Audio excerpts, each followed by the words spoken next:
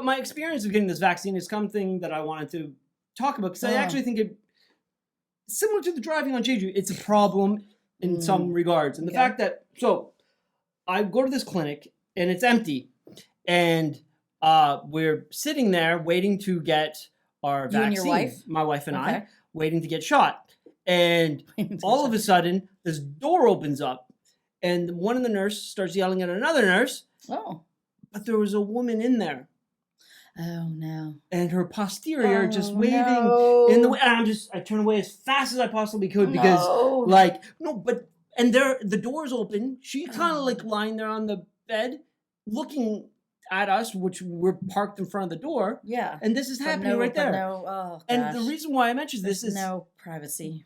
This is not necessarily uncommon. No, in Korea in general, but then Jeju even more so, based on what I understand. Yeah, the privacy of I've had doctors nurses come and have whole conversations with me in the waiting room of packed things, asking me personal. I'm like, and I'm looking around like, no, and nobody. It's so common here. It's a problem because it's a huge problem. When Jeju talks about internationalizing itself, and it needs to bring these standards up.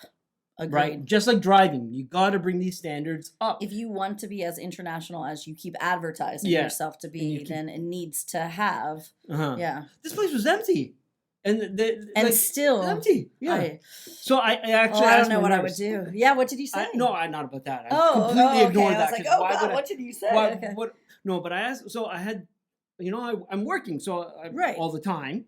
And so I wanted to ask the nurse, how does it feel bringing the pandemic and personal pandemics end with every single jab? Yeah. And so we ask her this, and she's just like, it's too busy to think, and it's completely empty. Oh. The place was like, and we she's were the like, only people. I'm so busy. Yeah, and it's just like, that.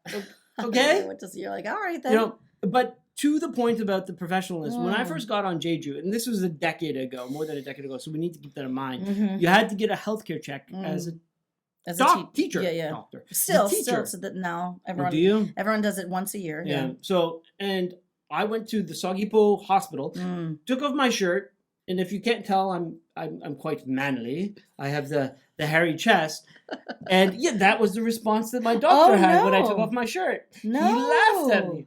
Really? Yep. And I'm just like, so you're gonna, if I have cancer, or if starting out so well. Yeah. Oh, medical, right? Like, imagine your doctor laughing at you. I can imagine because women also have experiences, going to women doctors, gynecologists. We have a lot of women's groups on the islands. We have a women's group, but in Korea we have women's group, and there's just stories where you're just like, oh my gosh, I'm so sorry that happened to you. So that story is not surprising to me at all. I would have to say it's happened to almost all the women who's gone to the doctor here. Yeah. Well, I was hoping it changed because of that was a decade ago. But then this poor woman with her derriere all up. Oh my gosh. I don't know what I